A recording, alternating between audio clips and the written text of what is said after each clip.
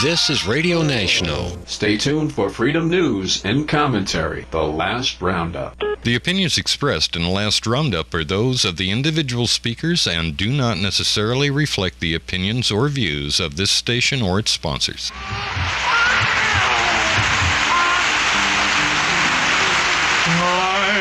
heading for the last roundup. I said I want the truth. You can't handle the truth. I said I want the truth. You can't handle the truth.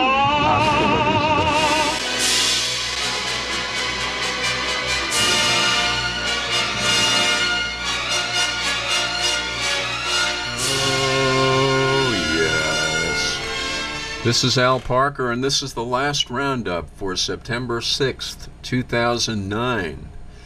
And it's great to be here. We're operating on one computer today, so let's keep our fingers crossed. We've got a couple of computers sort of in sick bay, so let's hope that Murphy's Law doesn't take effect until after the program. The face you're seeing there is Van Jones, Green Job Czar, and I guess the battle between Van Jones and Glenn Beck. If you're watching on Stickam at radionational.org and listening on the great WBCQ, Glenn Beck has been having a pitched battle of late with Van Jones. Van Jones is, I guess, what you would consider a radical.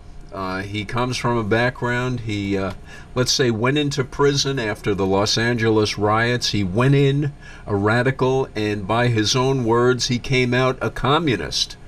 So who better for the Fox News answer to Alex Jones? Who better to be the poster child of the evils of the Obama administration and the dangers of Marxism?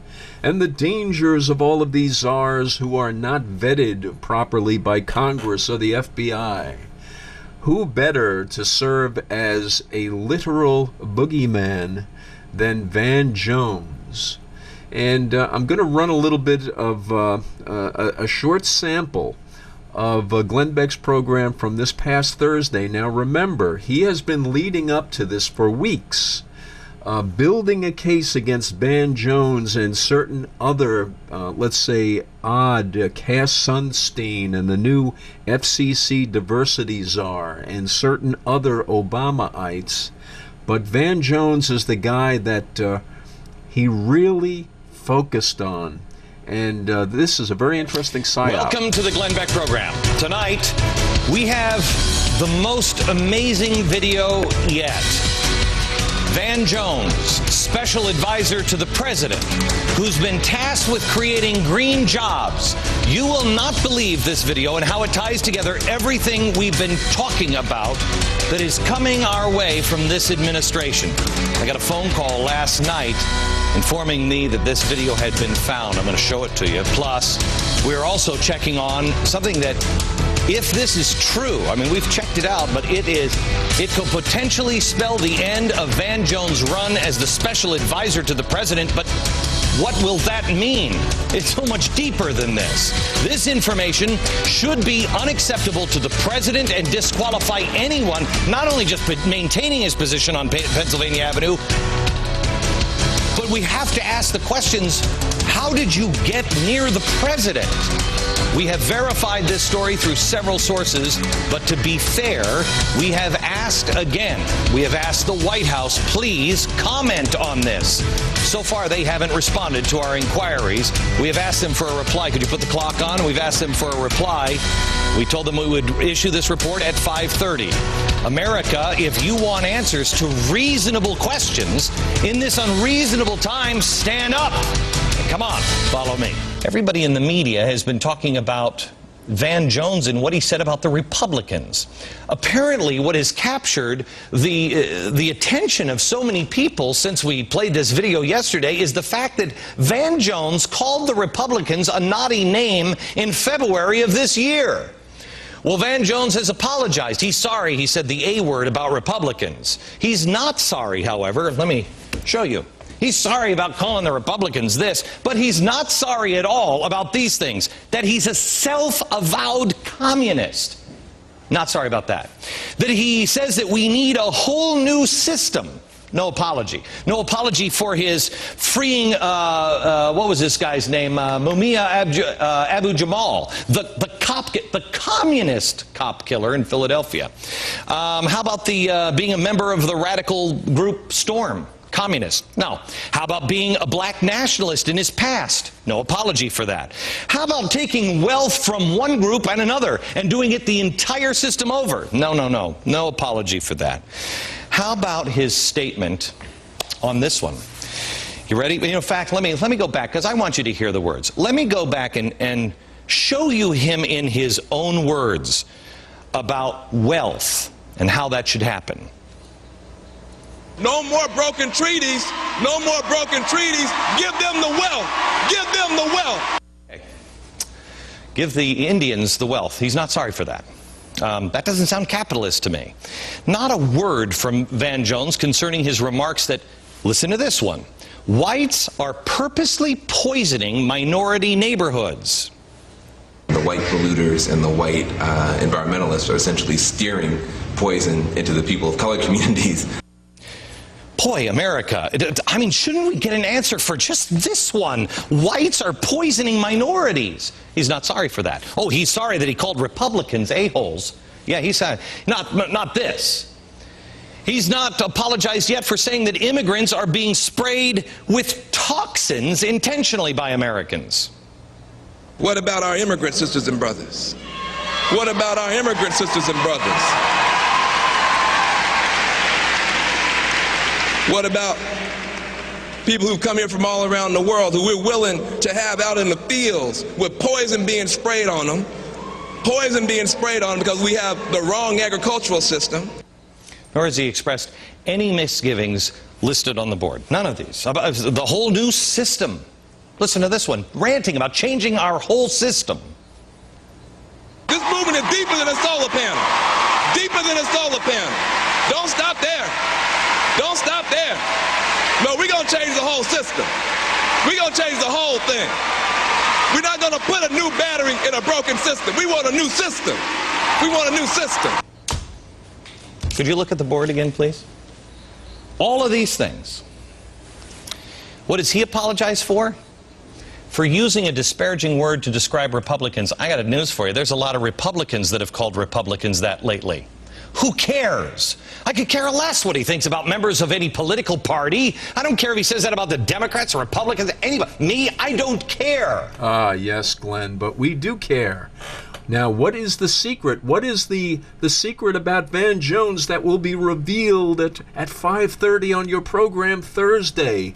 Is he a Hannibal Lecter, a murderer, a killer, a maniac? Let's find out his greatest sin. I changed the content of the show 2 or 3 times today because things keep breaking and keep coming to our attention, and then we have to verify them and everything else. About 2 hours ago, I think, I got news on something new about Van Jones, and I said, contact the White House and beg them for a response on this one.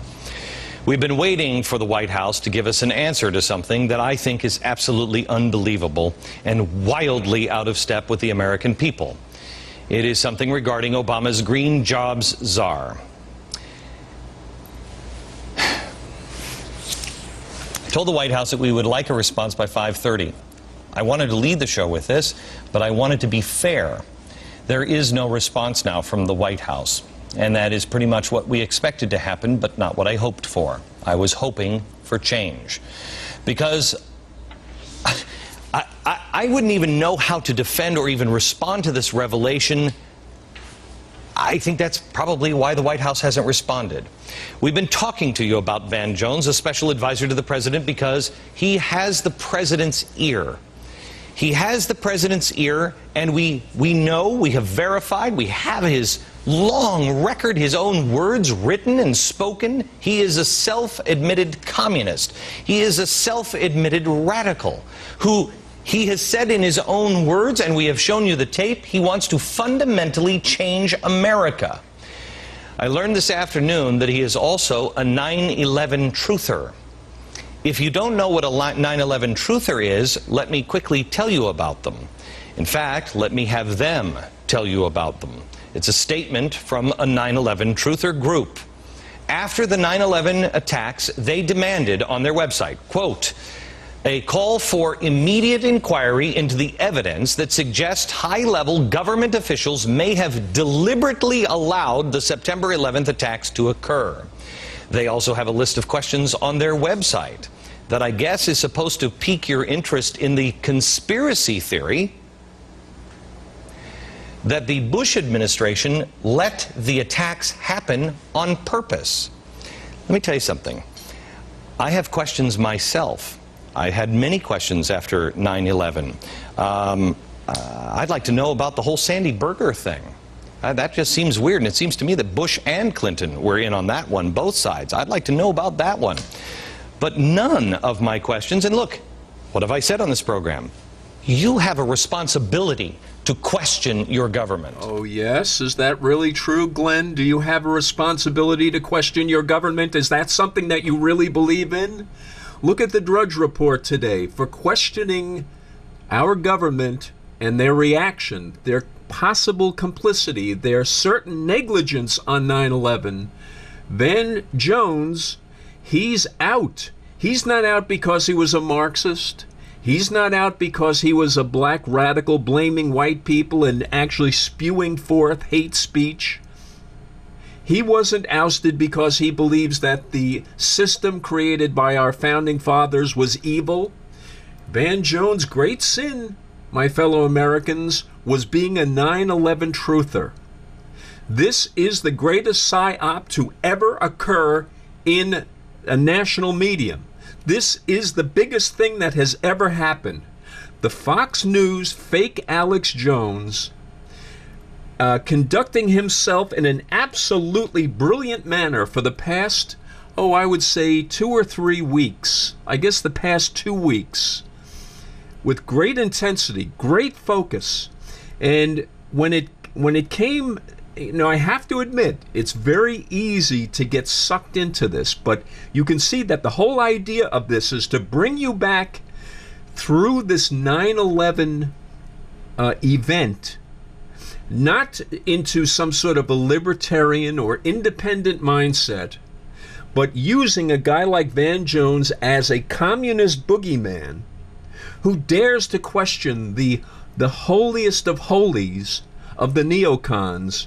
9/11, you have to swallow 9/11 whole cloth, or you are one with evil, communist, Marxist, now unemployed Van Jones.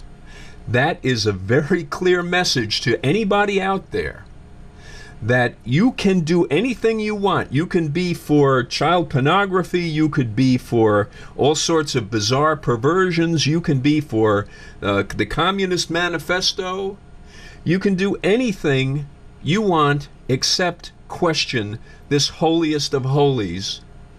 Now, Van Jones is saying that the system is corrupt. Now, Van Jones is a victim of a very, let's say, the Rockefeller the anti-middle class rhetoric that is intended to split the poor minority people from the poor and working class white people, divide and conquer so that the oligarchs can continue to rule. Yes, just like the Saudi Arabians fund Wahhabi radical Islam around the world, you would think that they would be afraid to do that, but they realize that the more chaos they create, the more likely it is that authoritarian, powerful oligarchs will be able to hold on to power, because people of goodwill, families, regular folks will be so busy hating and fighting and blaming each other that they'll never really look at who's running away with all of the money, running away with all of the property, running away with all of the resources.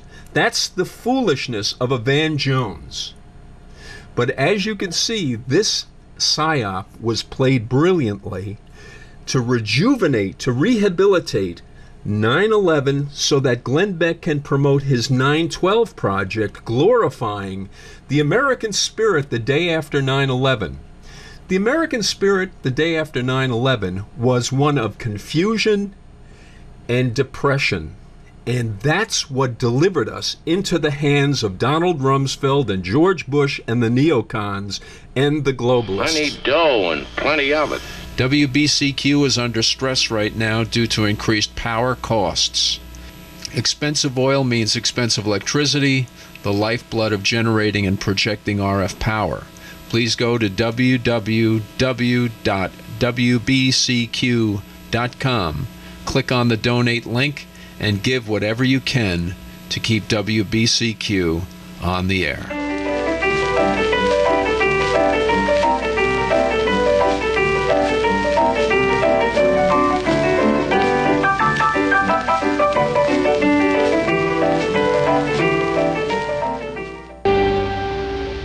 I'm Cheryl Atkinson, and today we start a new investigative series on Washington Unplugged.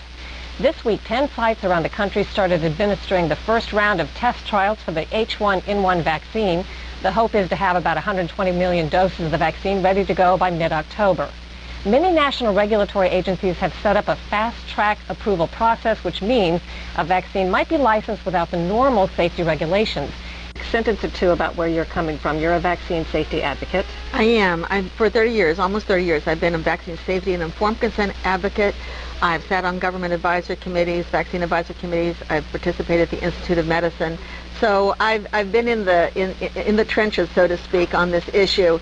And I'm very concerned that what this is going to turn out to be is a repeat of the 1976 swine flu fiasco, where Americans were told to be very afraid that this influenza virus is going to mutate into a very lethal form, when in fact the history, when you go back and look at pandemics in the 20th century, does not bear this out. And I think that part of what's happening is on April 26th, there was a national public health emergency declared in this country. And when that happened, what went into effect was federal legislation that has been passed since September 11, 2001, gave immunity to the vaccine manufacturers to fast-track this swine flu vaccine and potentially actually add unlicensed components in the vaccine that they've wanted to get licensed for many, many years now. So I think there may be a little bit of politics being played. And you think there's a safety issue there with these unlicensed components? Absolutely. There's a safety issue. Some of these components have been shown in animals to cause autoimmunity. What we need to be careful of is we're now planning school-based vaccine programs. We've never done that since the polio vaccine programs in the 1950s. The schools do not have the mechanisms to safely give these vaccines. That is, to obey the safety provisions of the 1986 National Childhood Vaccine Injury Act that requires informing, recording, reporting mechanisms for, recording these vaccines in the medical records of these children. So we're very concerned that there's been an overreaction, and part of that has been to allow the companies to get liability protection. Dr. Ack? Wow, that's a very interesting report from something called CBS News Washington Unplugged. Now, that's something that appears in the off hours, and I'm not even sure what time of night that is.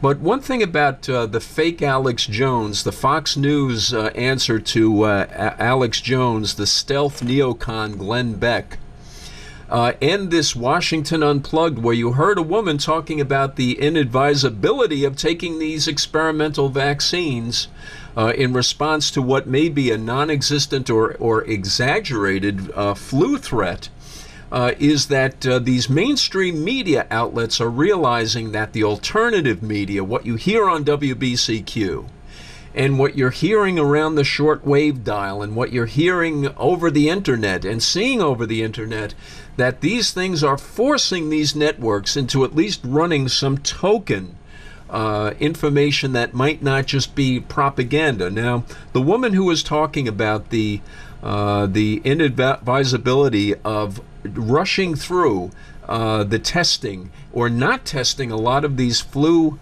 additives, let's call them. There was a woman who's, let's say, the off-the-shelf standard CBS News medical expert, and she was not a happy camper having to share the camera and the microphone with somebody who was actually telling the truth. That was a very interesting moment. I'd like to read a little bit. You can see that whole video up at Mercola.com. That's Mercola.com. Mercola.com. And I'll read a little bit from an article that accompanied that. World Health Organization admits to releasing pandemic virus into population via mock-up vaccines. Now, that is an extraordinary statement if you think about it. Now, remember, the Drudge Report carried as its headline before Van Jones got canned for, doubting the orthodoxy about 9/11. Oh, by the way, Glenn Beck stated that the petition that Van Jones signed on 9/11 Truth suggested that George Bush personally blew up the World Trade Center. That is not what that petition asked. It merely made the point that certain people got very rich because of 9/11, that certain people were asleep at the switch on 9/11, and asked why all of the people who seemed to fail in defending the territory of the United States from this dastardly attack, they're basically asking, why were all of these people promoted? Why wasn't anybody fired because of what happened on 9/11? The impossibilities of these jets flying around unsupervised for such a lengthy period of time, when we all know that NORAD will react to these things within minutes. And yet these jets were unaccounted for, flying these very bizarre flight patterns for that period of time.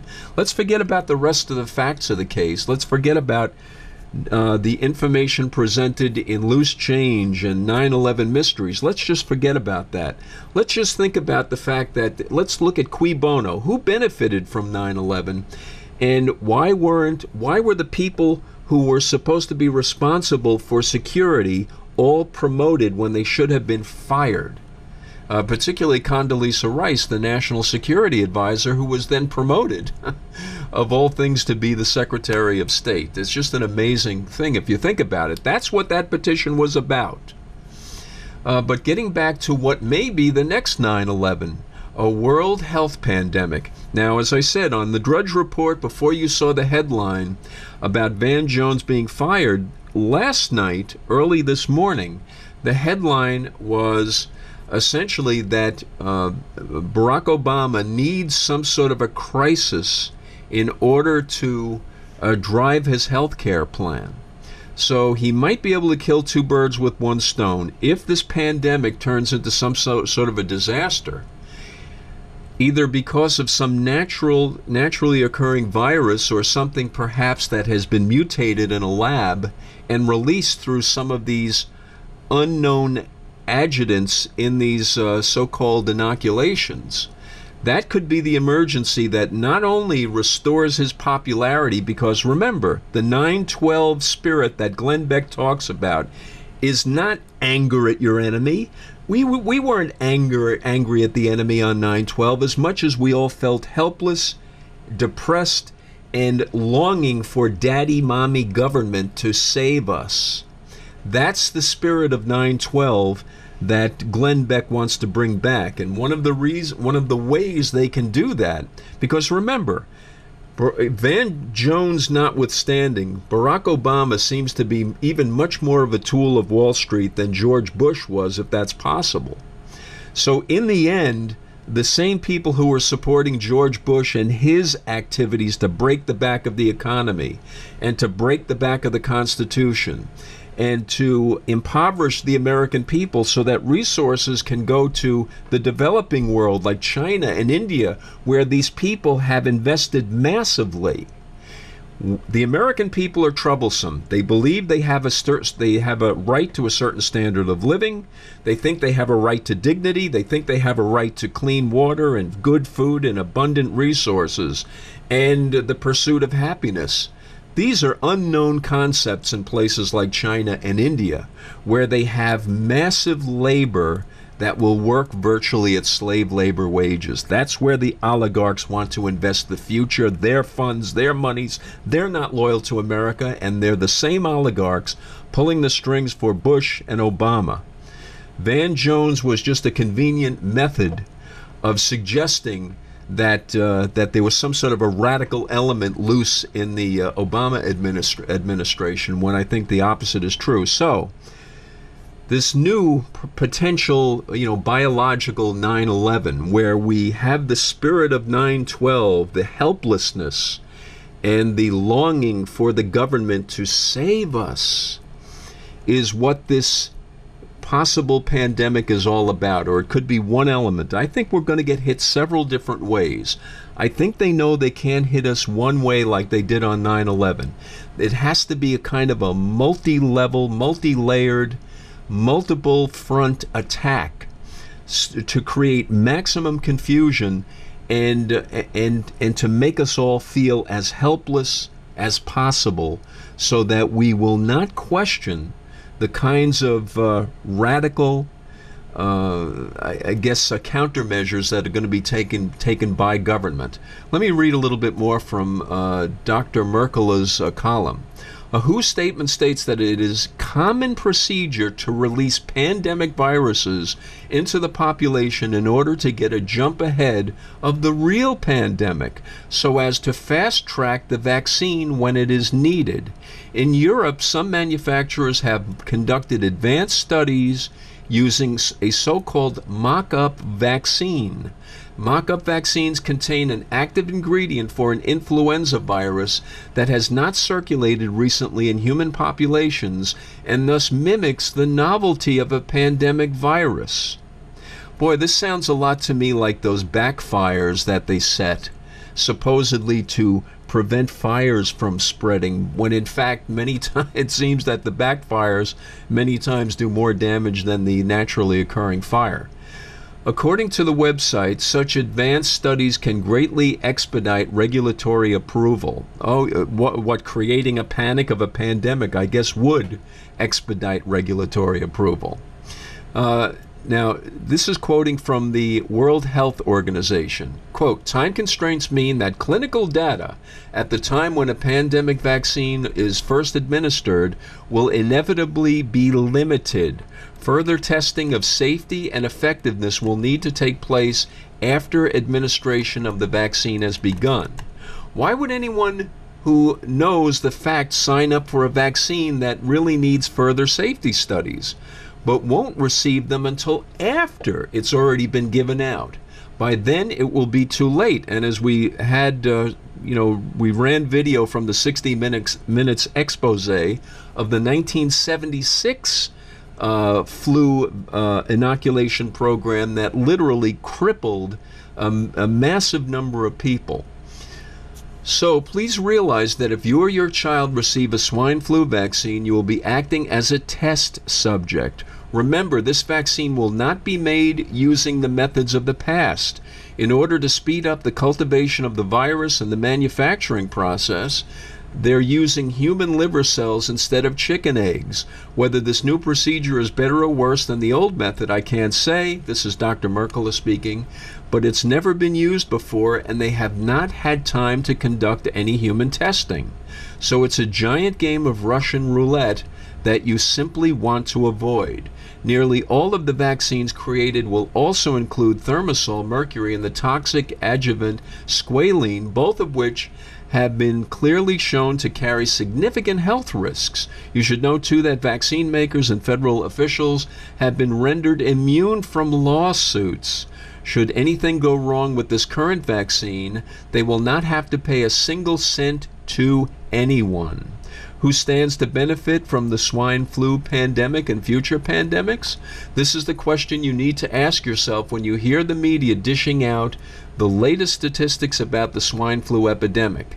In the last few days alone, I've seen major news outlets warning that come flu season, the swine flu could kill 90,000 Americans and hospitalize 2 million.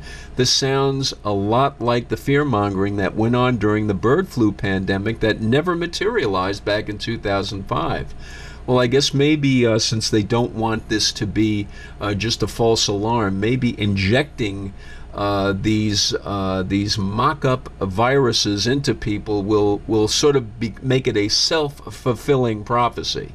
Back to the article. Back then, scientists and governments were congratulating themselves for averting a threat that never was by stockpiling worthless vaccines.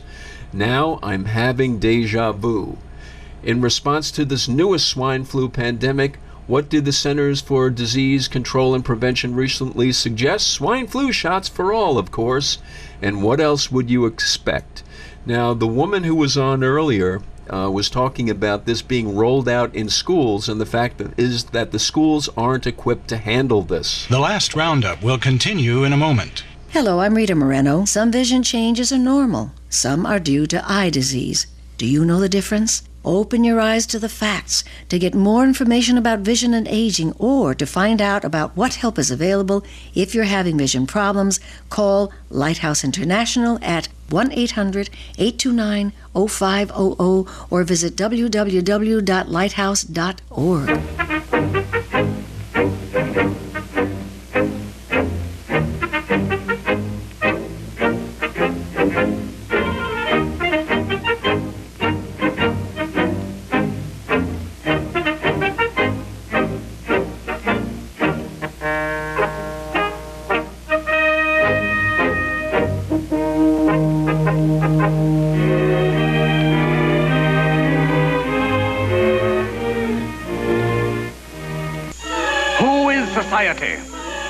We are. Man can be permitted to exist only in order to serve others. He must be nothing but a tool for the satisfaction of their needs. Self-sacrifice is the law of our age. The man who refuses to submit and to serve, the supreme egoist, is a man who must be destroyed. Hi, Al. Greetings once again from the Republic of Wisconsin on this sunny day, September 6th, 2009. We are having great fall weather here. It must be part of Al Gore's global warming. The sun is cooling down faster than expected. There are a record low number of sunspots, yet the idiots try to force their hoax upon us that we have global warming. Well, I'm sure all listeners know better than that. I'd like to start out today by reading a few quotes from first Alexander Solzhenitsyn and then from Johann Goethe. From Solzhenitsyn we have, "There are a number of prisoners in our camps which are termed criminals, but most of them never committed any crime. They merely tried to defend themselves against a lawless state, resorting to means outside of the legal framework. The simple step of a courageous individual is not to take part in a lie. One word of truth outweighs the world. Should one point out that from ancient times decline in courage has been considered the beginning of the end?" And the last quote from Solzhenitsyn, "You can only have power over people so long as you don't take everything away from them. But when you've robbed a man of everything, he is no longer in your power. He is free again." Well, now that may be a pretty appropriate quote in the very near future for most Amerikaners, inasmuch as the international bankers are foreclosing on America, and Americans are going to soon wake up and find that they have nothing. Even though they falsely believed that they had property, it has all been hypothecated to the international bankers, and they are now foreclosing. And the last quote I have here is from Johann Wolfgang Goethe, who wrote, "None are more hopelessly enslaved than those who falsely believe they are free." Well, I know one man who does not labor under false illusions, and I would like to pay my respects to him today. A great man, one of my heroes, and a man from whom I received a letter dated October 2003 when I was in Jim Doyle's gulag in the corporate state of Wisconsin, the bankrupt corporation. I received a letter from this gentleman who is also a prisoner, but in the federal gulag. He had been framed by the Justice Department and the FBI and was a public enemy number one who had to be put away in federal prison. Now, some listeners may be thinking, well, that can't be. A federal prisoner can't write to someone in another prison. And that's true. You can go to the hole if you're caught. And my other letters and his other letters evidently were confiscated and stopped in the process. However, this first letter from him did make it through. The outside of the letter shows register number 31213-060, posted from the Federal Correctional Institution, Allenwood, Pennsylvania, in White Deer, Pennsylvania. This is a handwritten letter in pencil that starts out, "Thanks for writing me and thinking of me. I'm okay. I hope you are too. I have big enemies," and then he goes on to describe some of his big enemies and why, and he closes his letter by saying, "I doubt they'll let this letter get to you." Well, by the grace of God, it did get to me, Jim. It got to me. So today I would like to say, welcome out of prison, the Honorable James Traficant. Yes, Jim Traficant is out of prison now. He was released September 2nd, after 7 years, 1 month, and 3 days in the communist gulag system of the corporation named United States. Jim Traficant was framed by the Department of Justice and the FBI and spent 7 years in prison out of an 8-year sentence.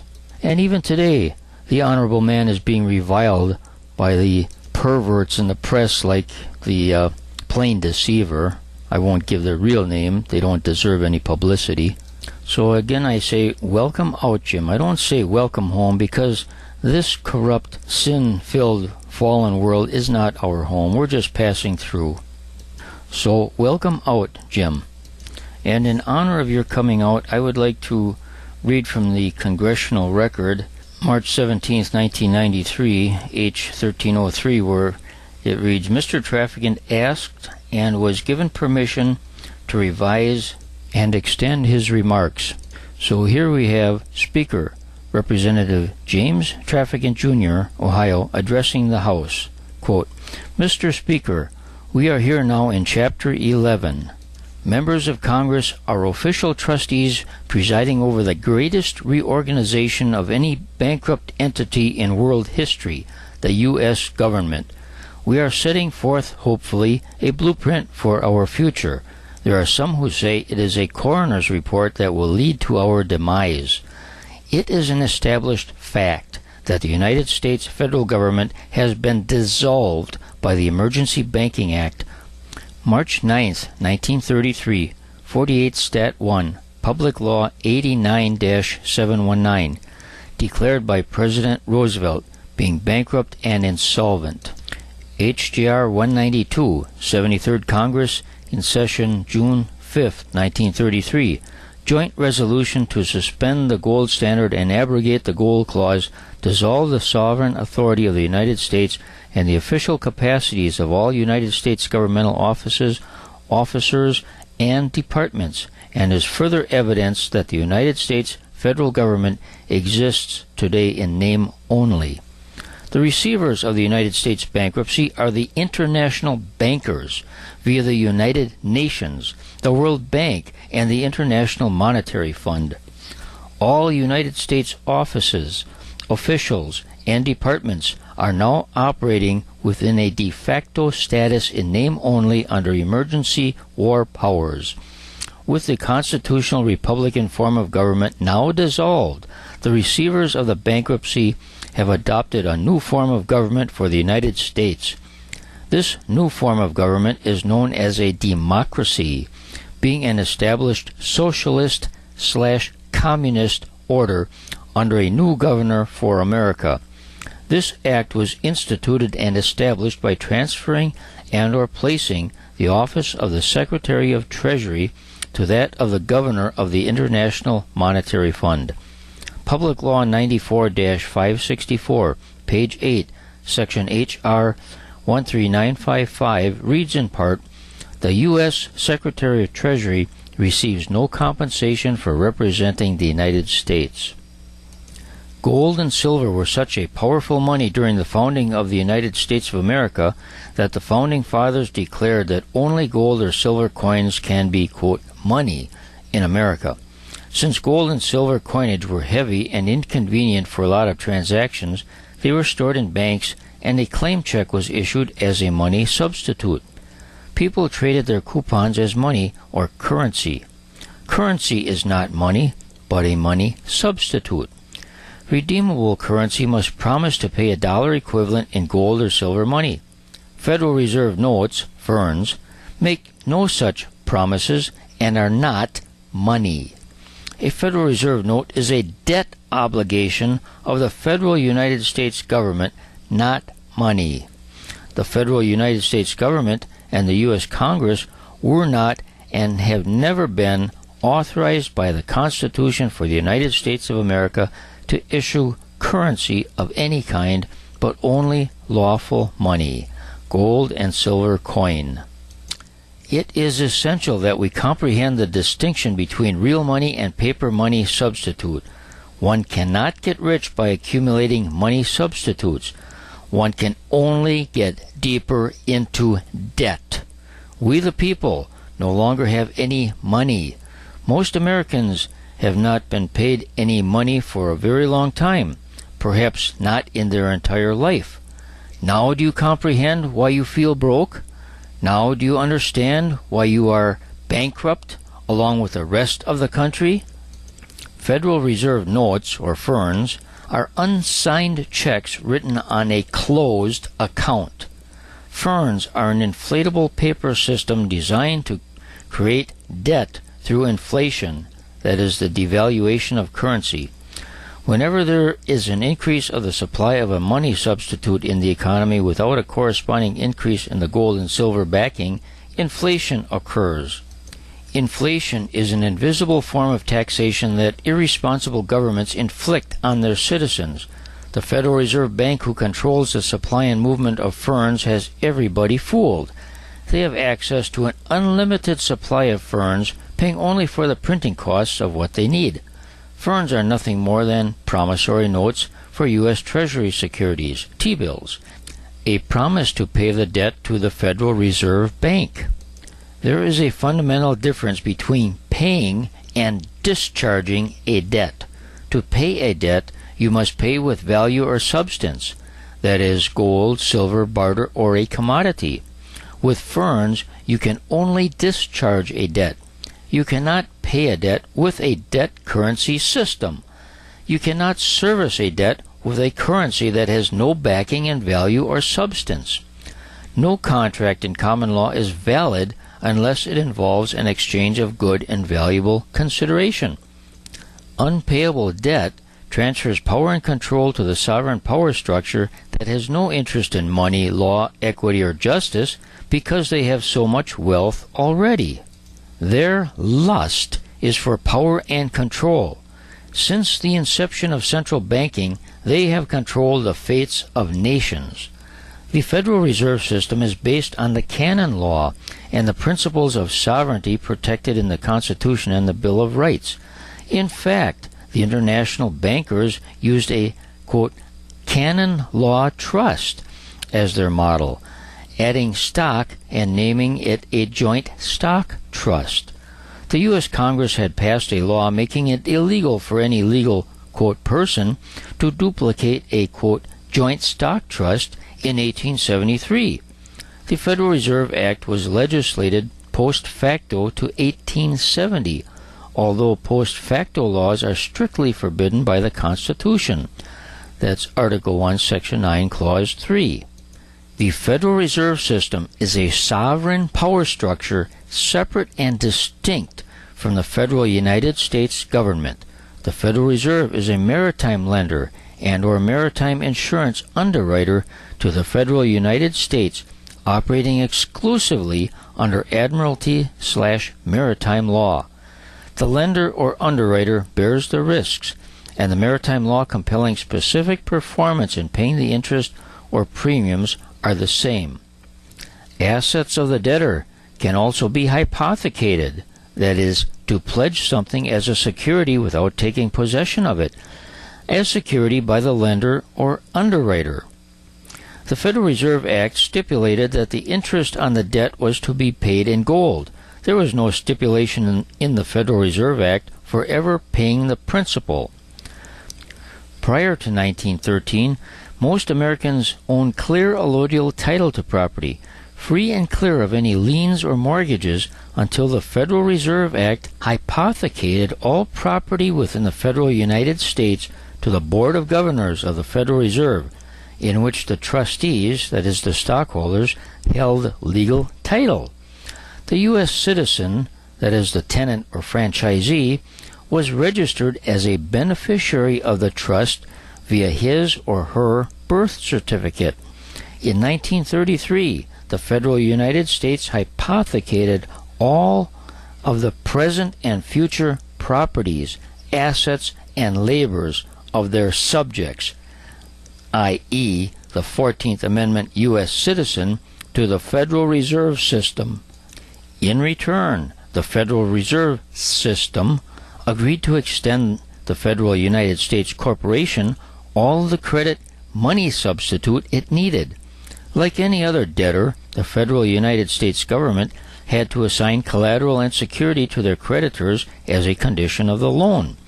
Since the Federal United States didn't have any assets, they assigned the private property of their economic slaves, the U.S. citizens, as collateral against the unpayable federal debt. They also pledged the unincorporated federal territories, national parks, forests, birth certificates, and non-profit organizations as collateral against the federal debt. All has already been transferred as payment to the international bankers. Unwittingly, America has returned to its pre-American Revolution feudal roots, whereby all land is held by a sovereign and the common people had no rights to hold allodial title to property. Once again, we the people are the tenants and sharecroppers renting our own property from a sovereign in the guise of the Federal Reserve Bank. We the people have exchanged one master for another. This has been going on for over 80 years without the informed knowledge of the American people, without a voice protesting loud enough. Now it's easy to grasp why America is fundamentally bankrupt. Why don't more people own their properties outright? Why are 90% of Americans mortgaged to the hilt and have little or no assets after all debts and liabilities have been paid? Why does it feel like you are working harder and harder and getting less and less? We are reaping what has been sown, and the results of our harvest is a painful bankruptcy and a foreclosure on American property, precious liberties, and a way of life. Few of our elected representatives in Washington, D.C. have dared to tell the truth. The federal United States is bankrupt.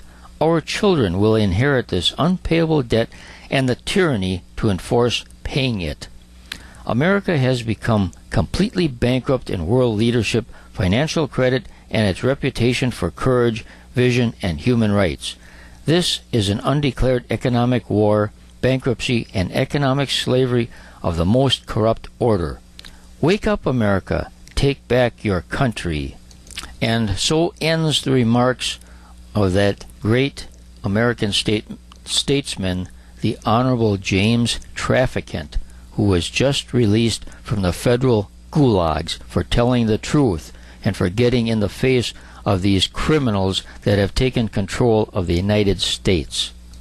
Jim Traficant told the truth back in 1993, and today, in 2009, we are seeing the final foreclosure of the international bankers on the people of the United States of America.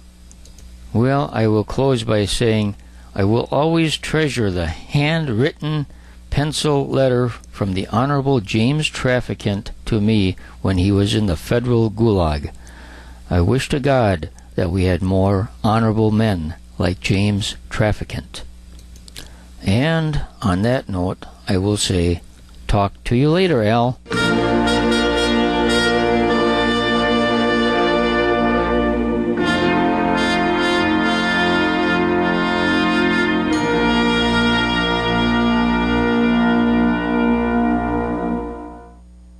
We're gonna spread happiness.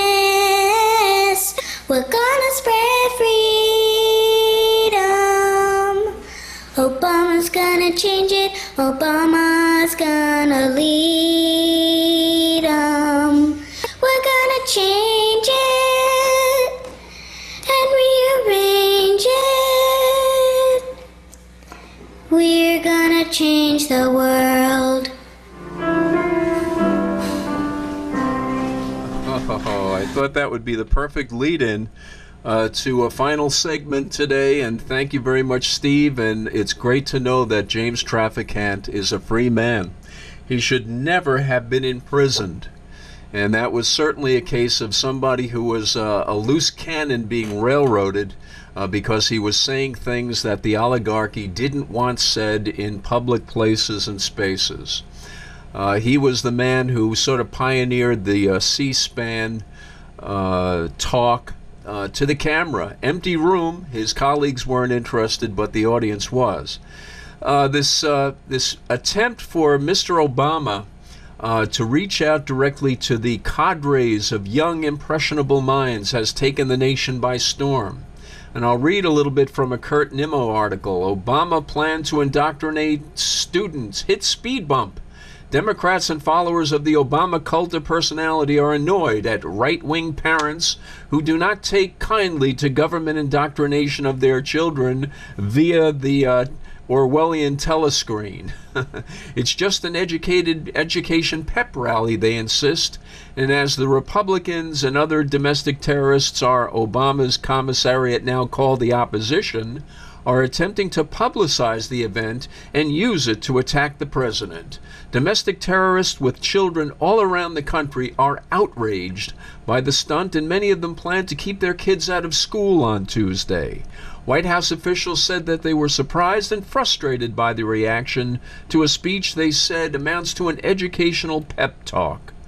There's a tradition in Washington of attack first, ask questions later, a spokesman for Obama said. This is a ready, fire, aim approach to political attacks. It's unfortunate that politics has been brought into this, he told CBS News on Friday. In fact, the White House has already begun to modify the propaganda it plans to deliver to a captive audience of highly impressionable children. Here's a little cartoon I found earlier today looking for some of the video of the Obama cadres. Now, these aren't the Obama cadres, but this is a Disney cartoon from the World War II era that's very illuminating. What makes a Nazi? How does he get that way? Well, let's look into the process. To begin with, Nazi control over a German child starts as soon as it's born. A young German couple has come to register the birth of their son. Heil Hitler. Heil Hitler. Heil Hitler! Herr Standesbeamte, wir möchten unseren Jungen anmelden. Unseren Erstgeborenen. Gib alle Geburtsscheine. Ja, hier sind unsere Geburtsscheine, die Geburtsscheine unserer Eltern. Those documents are birth certificates, all the way back to their great-grandparents, proving, of course, that they are pure Aryan. Wir möchten auch gern wissen, ob wir The mother wants to call her son Hans. Dieses Verzeichnis enthält alle männlichen Namen, die für Kinder Here's the verboten list. Hans seems to be okay for the time being. Hier ist der erbliche Ausweis, den Sie mal bei sich haben müssen. This is their hereditary passport with space for 12 future children. A subtle hint. Germany needs soldiers. Fürs deutsche Vaterland. Ich überreiche Ihnen ein wertvolles Geschenk von unserem Führer. As a reward, they get a copy of Germany's bestseller. Now let's see what happens to one of Hitler's children. Kindergarten, and little Hans learns the fairy tales of the new order. Remember the story of the Sleeping Beauty? Hans was taught that the Wicked Witch was democracy. And Sleeping Beauty, who can she be? Aha, here comes the prince.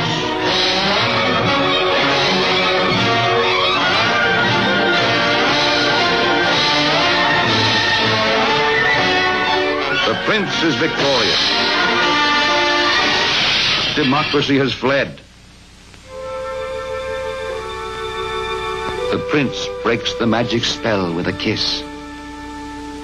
The beautiful princess is Germany.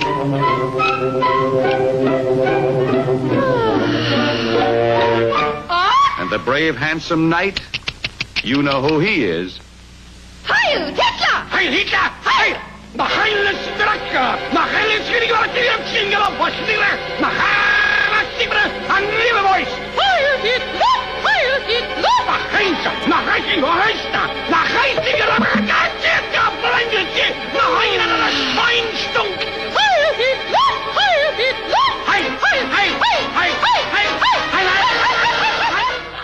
Ah, now you know the importance of a Van Jones and a Sotomayor, members of Metja and the Black Nationalist movement.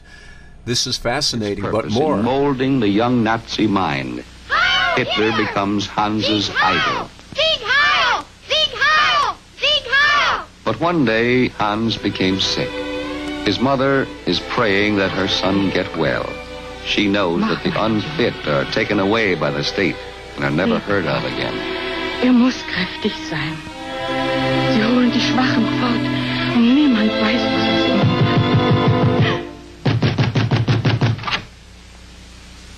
Heil Hitler! Heil Hitler. Was ist denn schon wieder los mit Hans? Ist er denn schon wieder krank? Was hat er denn? Mutter. Ja. Sie verwöhnen den Jungen. Aus dem wird nie ein guter Soldat. Sollte aus Hans ein untauglicher Schwächling werden. Ja, Sie wissen ja wohl, was ich meine. Nächstes Mal erwarte ich einen besseren Bericht. Dieser sentimentale Quatsch muss aufhören. Das bitte ich mir aus. Heil Hitler! This Superman has just reminded Hans's mother that unless this mollycoddling stops, the state will have to step in and take over. Oh, it sounds a lot like the insurance oligarch's dream of a health care plan. Remember, there is no single-payer health care plan on the agenda. That was baloney. What we're looking at are international insurance oligarchies deciding whether or not you're entitled to some sort of medical care, or as in Nazi Germany, just, let's say when your medical expenses get too large, disappeared. Marching and hiling and marching, Hans grows up. In him is planted no seed of laughter, hope, tolerance, or mercy. For him, only hiling and marching and hiling as the years grind on. Manhood finds him still hiling and marching, but the grim years of regimentation have done their work. Now he's a good Nazi. He sees no more than the party wants him to. He says nothing but what the party wants him to say. And he does nothing but what the party wants him to do. And so he marches on with his millions of comrades, trampling on the rights of others. For now his education is complete. His education for death.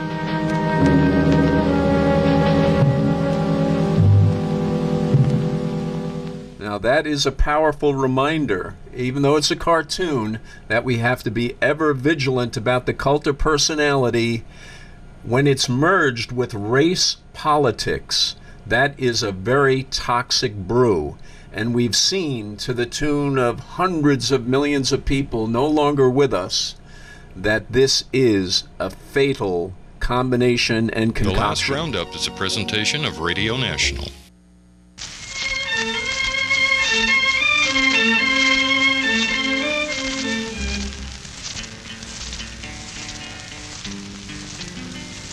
I'm heading for the last roundup. Gonna saddle old Pain for the last time and ride.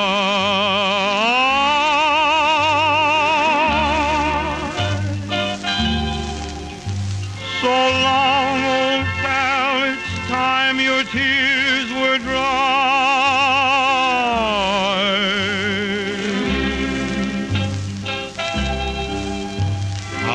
Heading for the last roundup.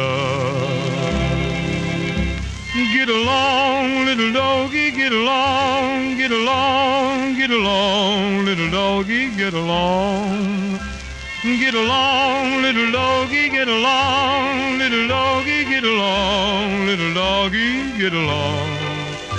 I'm heading for the last roundup. The faraway ranch of the boss in the sky.